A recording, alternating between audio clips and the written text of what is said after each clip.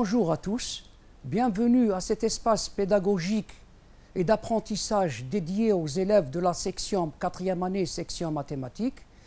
Le thème sera la probabilité conditionnelle. Je me présente, Monsieur Harous Houssine, exerçant au lycée pilote de Béjanar. Je remercie Monsieur Hadi Romriani, Monsieur Mourad Rakrouki, ainsi que l'inspecteur général Monsieur Bachir Souissi pour leur soutien et leur contribution à l'élaboration de cette émission. On entame par le théorème. On a le triplet oméga P de oméga P, un espace probabilisé fini, et A, un événement tel que P de A différent de 0. L'application P de A de P de oméga dans 0,1 définie par P indice A de B qui est égal à la probabilité de l'événement B et A sur P de A. Pour tout événement B de oméga est une probabilité sur oméga. Pour la démonstration de ce théorème, on va se concentrer sur trois volets, trois conditions. La première, on a oméga et A est égal à A, car oméga c'est l'univers. Donc l'image de oméga par P de A est égale à P de oméga et A sur P de A. Vu que oméga et A c'est égal à A, on retrouve P de A sur P de A égale à 1. C'est la première condition. Elle est vérifiée. Maintenant, il suffit de prouver que l'image de l'événement impossible par P de A égale 0. On sait que l'ensemble vide où l'événement impossible est A dans l'événement impossible. Donc P indice A de l'ensemble vide, c'est P de l'ensemble vide inter A sur P de A qui est égal à P de l'ensemble vide sur P de A qui est égal à 0. La troisième condition qui est la plus rude. Maintenant, soit B un événement de oméga contenant alpha k d'événements élémentaires, on a B et A où je peux me permettre B inter A qui est égal à l'union de J allant de 1 jusqu'à K des singletons alpha J inter A qui est égal à l'union de J allant de 1 jusqu'à K des singletons alpha J inter A. Par suite, P de B et A, ou P de B inter A, c'est égal à P de l'union de J allant de 1 jusqu'à K des singletons alpha J et A, ce qui donne, vu que alpha J et A, ce sont des événements incompatibles, donc, par suite, P de B et A est égal à la sommation de J allant de 1 jusqu'à K de P de singleton alpha J inter A. En divisant les deux membres par P de A, on retrouve la relation P de A de B n'est autre que la sommation de J allant de 1 à K de P de A du singleton alpha J. Donc, les trois conditions étant réunies, on peut affirmer que P est une probabilité. On passe maintenant à la définition. Soit le triplet oméga P de oméga P, un espace probabilisé fini, et A, un événement tel que P de A est différent de 0. L'application P de A ainsi définie s'appelle probabilité de A conditionnelle. Pour tout événement B de oméga, le réel PB indice A est noté aussi P de B slash A. On a alors P de B slash A qui est égal à P, la probabilité de l'événement A et B sur la probabilité de A. Langage ensembliste, on peut dire la probabilité de A inter B sur P de A.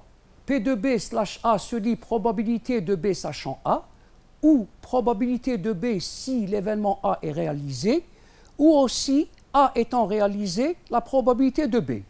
Il faut être attentif. La notion de probabilité conditionnelle n'est pas introduite seulement par l'expression sachant. Il y a la conjonction si qui introduit une probabilité conditionnelle. Aussi, la préposition étant ou parmi introduisent aussi une probabilité conditionnelle. Maintenant, une conséquence de ce qui précède, de ce qu'on vient d'énoncer précédemment, on peut déduire la formule qui permet de calculer P de A et B lorsqu'on connaît P de B sachant A et P de A. En effet, P de B sachant A n'est autre que P de A inter B sur P de A. Donc le produit des moyens égale le produit des extrêmes. On retrouve P de A et B, c'est égal à la probabilité de B sachant A fois P P de A. Un petit rappel. Vous avez un diagramme de veine sur la figure à droite. On rappelle que B inter A union B inter A bar c'est égal à B. De même, B inter A inter B inter A bar est égal à l'ensemble vide. Ça veut dire que l'ensemble B est composé de deux sous-ensembles, B inter A bar disjointes, et leur union donne l'ensemble B. Alors, en appliquant la probabilité, P de B inter A plus P de B inter A bar, c'est égal à P de B. Donc, P de B inter A n'est autre que P de B sachant A fois P de B. Par contre, P de B inter A bar, c'est P de B sachant A bar fois P de A bar. En additionnant, on retrouve la fameuse relation P de B sachant A fois P de A plus P de B sachant A bar fois P de A bar qui donne P de B. Un schéma maintenant qui sera consacré à l'art pondéré. L'art pondéré, il est très utile. Il nous permet de comprendre les enchaînements des événements ainsi que les probabilités avec lesquelles ces événements se sont déroulés. Nous avons, lorsqu'une situation est représentée par un arc pondéré, la somme des probabilités affectées aux branches d'un même nœud est égale à 1. En effet, P de A plus P de A bar est égal à 1. De même, on montre facilement que P de B sachant A plus P de B bar sachant A donne aussi 1. Maintenant, on s'intéresse au chemin, un chemin correspondant à une intersection d'événements. Et sa probabilité s'exprime comme produit des probabilités inscrites sur chaque branche de ce chemin. Par exemple, le chemin de couleur bleue, il représente l'événement A inter A et B ou A inter B. Sa probabilité n'est autre que la probabilité de B sachant A fois la probabilité de A. De même, si vous remarquez le chemin de couleur jaune, c'est la probabilité de l'événement A et B bar qui n'est autre que P de A fois P de B bar sachant A. Le troisième chemin, c'est la probabilité de l'événement A bar inter B qui n'est autre que P de B sachant A bar fois P de A bar.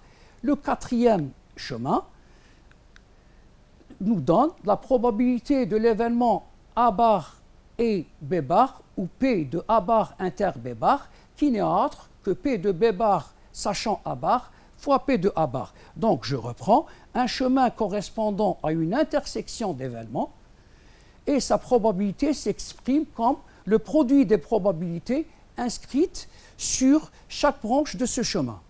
Nous passons à la page suivante. La probabilité d'un événement se traduit graphiquement par la somme de probabilités des chemins conduisant à cet événement. Observant ce diagramme, cet arc pondéré, vous avez deux chemins qui mènent vers B. Donc, pour calculer la probabilité de l'événement B, il suffit de calculer la probabilité de B inter A plus P de B inter A bar, qui n'est autre que P de B sachant A fois P de A plus P de B sachant A bar fois P de A bar. Et on retrouve un résultat très important qui va nous servir ultérieurement. P de B n'est autre que P de A fois P de B sachant A plus P de A bar fois P de B sachant A bar.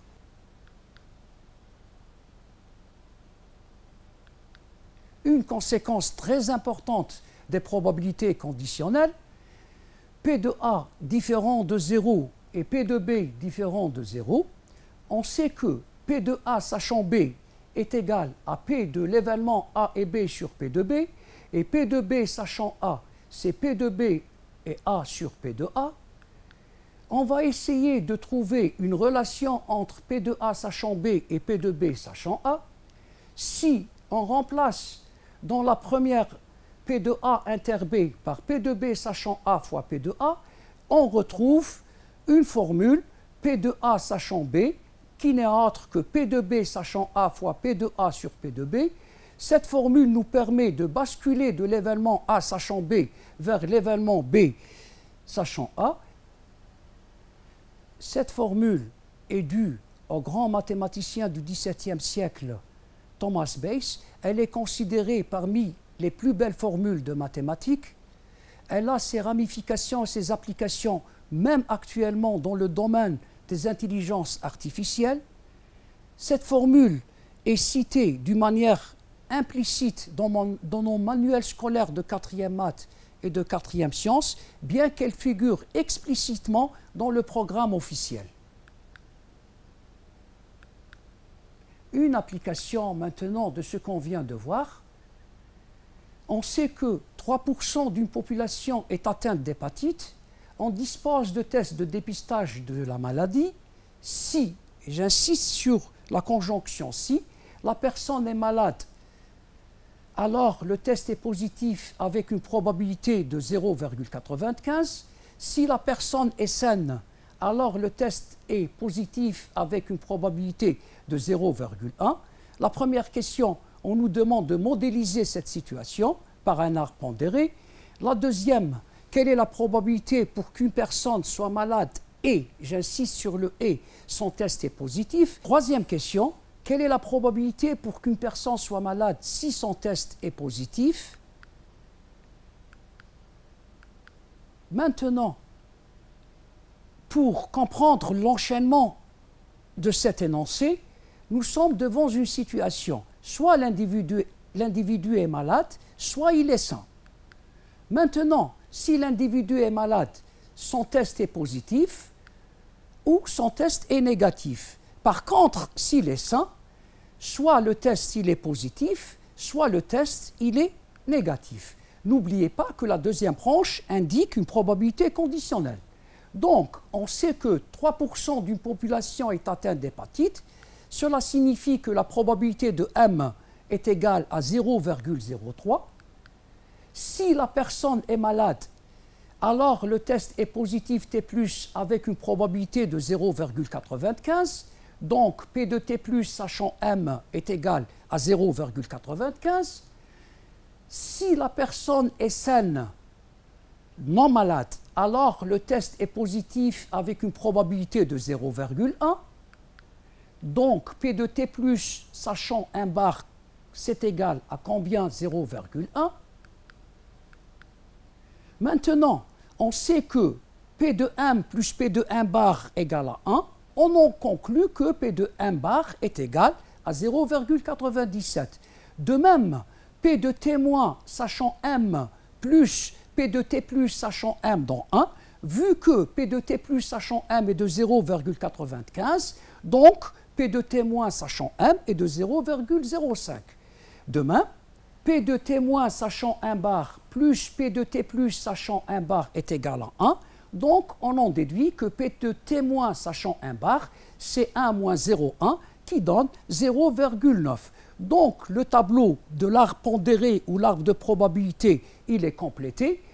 La question maintenant qui se pose, quelle est la probabilité pour qu'une personne soit malade et son test est positif? Donc, on nous demande de calculer la probabilité de M et T+, ou la probabilité de M inter T+, qui n'est autre que P de T+ sachant M fois P de M, ce qui est illustré dans l'arbre. Le premier chemin qui mène vers T+, ce n'est autre que 0,03 fois 0,95. Avant de passer, qui donne un résultat de 0,0285, avant de passer à la troisième question, j'ouvre une parenthèse, notion de culture générale, P de T+, sachant M, est appelée sensibilité du test. Par contre, P de T-, sachant 1 bar, est appelée spécificité du test. C'est connu dans le monde biologique. Et j'en profite de l'occasion pour rendre un vibrant hommage à tout le corps médical pour ses sacrifices à combattre cette maudite pandémie. Je passe maintenant à la question 3. Quelle est la probabilité pour qu'une personne soit malade si son test est positif? Regardez bien, on me demande la probabilité qu'une personne soit malade si son test est positif, ne répondez surtout pas que c'est 0,95 parce que 0,95 en fin de compte c'est P de T plus sachant M et nous on nous demande de calculer la probabilité pour qu'une personne soit malade si son test est positif. Ça veut dire qu'on nous demande de calculer P de M sachant T plus.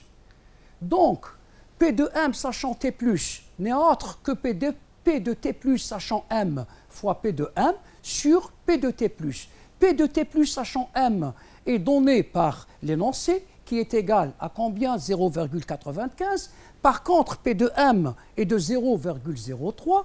Il nous reste tout simplement à calculer P de T plus. Observez les deux chemins qui mènent vers T plus. Donc T plus, ce n'est autre que T plus inter M union T plus inter M bar.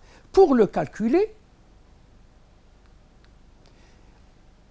on multiplie P de T plus sachant M fois P de M et on additionne P de T plus sachant 1 bar fois P de 1 bar.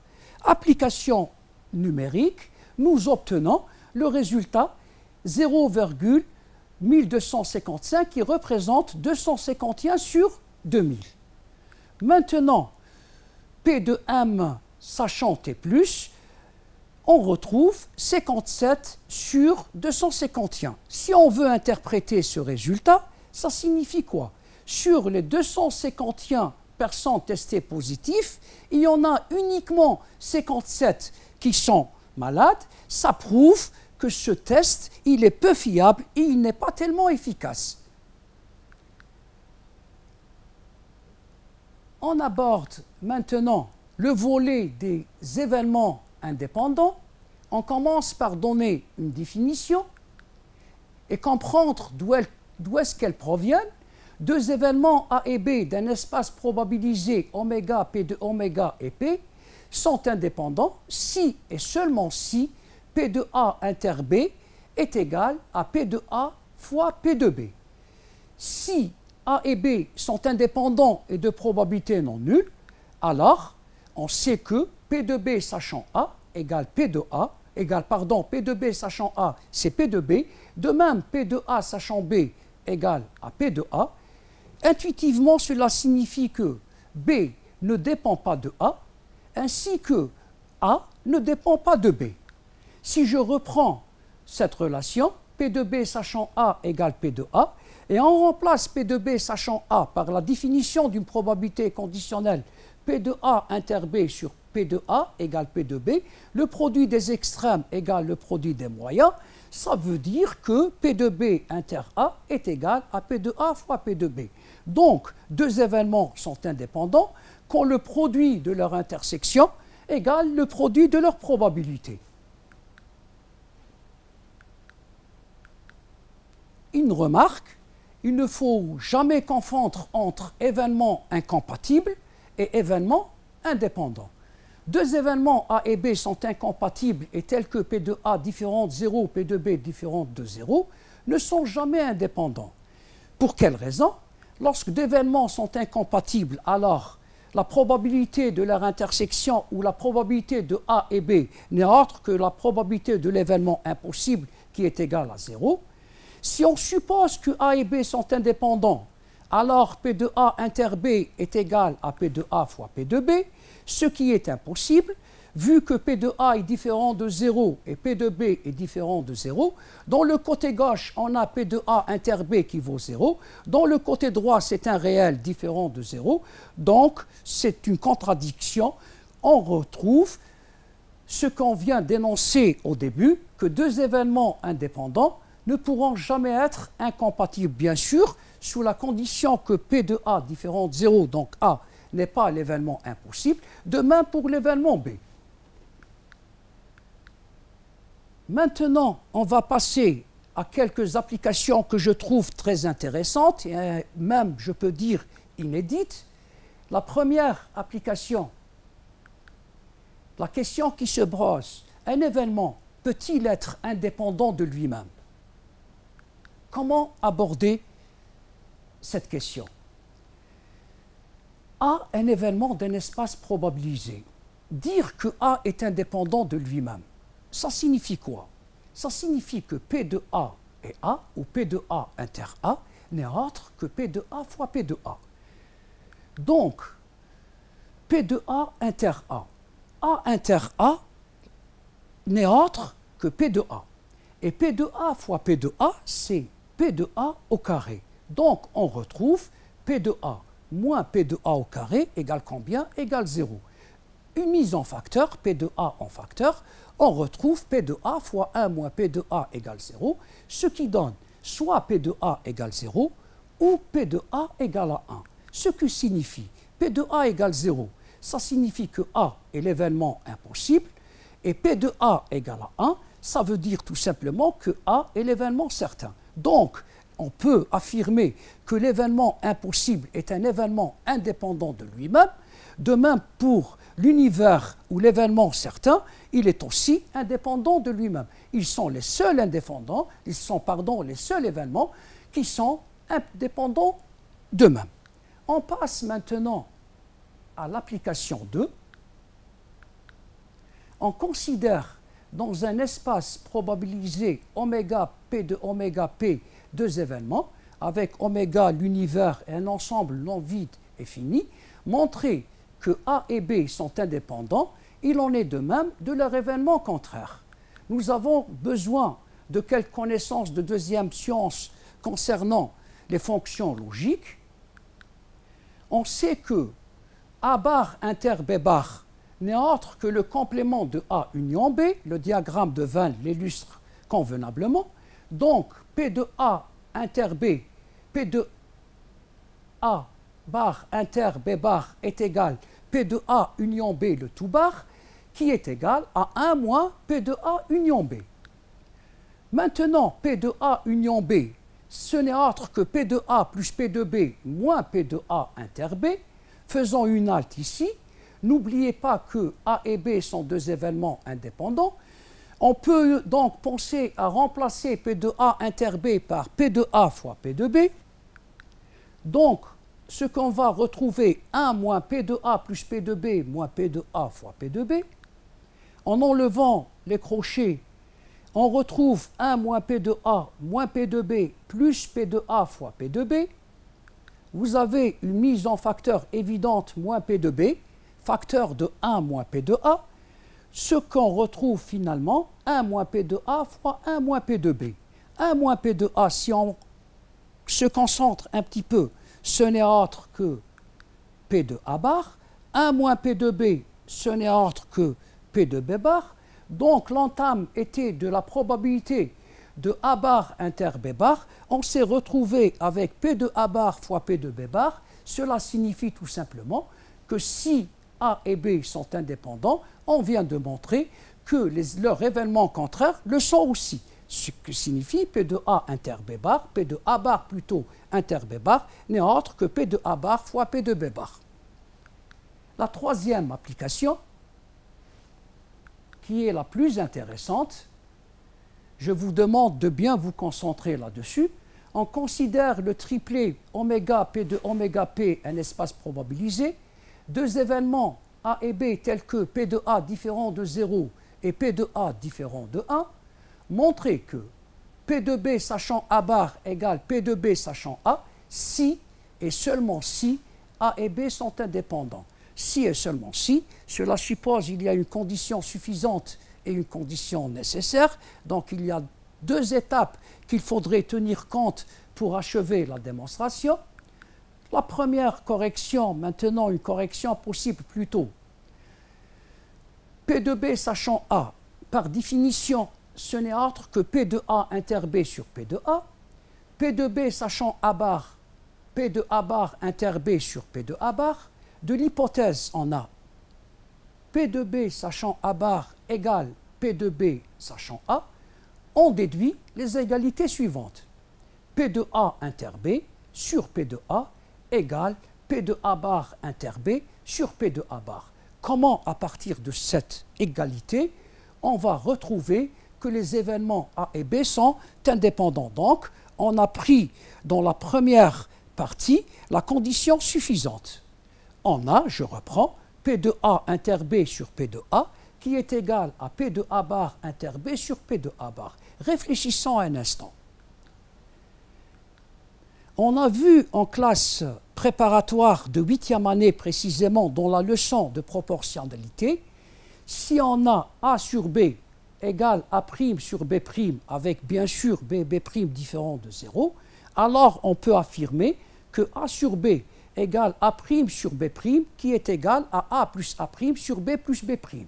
Donc, P de A inter B sur P de A qui est égal à P de A' inter B sur P de A bar, pardon, P de A bar inter B sur P de A bar, qui est égal à P de A inter B plus P de A bar inter B sur P de A plus P de A bar. P de A plus P de A bar nous donne 1.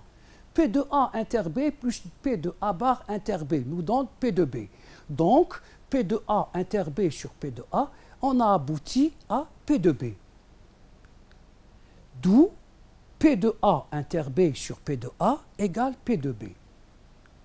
Conséquence, P de A inter B égale P de A fois P de B, produit des extrêmes égale produit des moyens. C'est-à-dire que les événements A et B sont indépendants relativement à la probabilité P. On a prouvé la condition suffisante. Reste maintenant à montrer la condition nécessaire. Réciproquement, soit deux événements A et B indépendants, relativement bien sûr à la probabilité P, avec P de A différent de 0 et P de A différent de 1, alors P de B sachant A, c'est P de A inter B sur P de A. On a supposé que les deux événements, ne l'oubliez surtout pas, sont deux événements indépendants. Donc P de A inter B sur P de A n'est autre que P de A fois P de B sur P de A. En faisant les simplifications, on trouve premièrement qu'on note relation 1. Maintenant, la deuxième relation, P de B sachant A bar, c'est égal à P de A bar inter B sur P de A bar, P de A bar inter B, P de A bar inter B n'est autre que P de B moins P de B inter A. Vu dans ce qui a précédé, conclusion, je peux remplacer P de A bar inter B par P de B moins P de A inter B sur P de A bar. L'hypothèse, c'est que A et B sont deux événements indépendants. Donc, cela suppose qu'on va remplacer P de A inter B par combien? Par P de A fois P de B. Ce qui donne P de B moins P de A fois P de B sur P de A bar, une mise en facteur évidente P de B fois 1 moins P de A sur P de A bar, 1 moins P de A n'est autre que P de A bar, donc P de B fois P de A bar sur P de A bar qui me donne P de B. Donc en comparant la relation 1 et 2, de la première relation, on a P de B sachant A égale P de B. Et P de B sachant A bar donne aussi P de B, donc par transitivité, on trouve que P de B sachant A n'est autre que P de B sachant A bar. Et on a démontré la réciproque ou la condition nécessaire. De 1 et 2, la conclusion finale, P de B sachant A égale P de B sachant A bar. Je vous remercie, mes chers élèves, pour votre attention et je vous souhaite une très bonne réussite dans vos examens. Merci.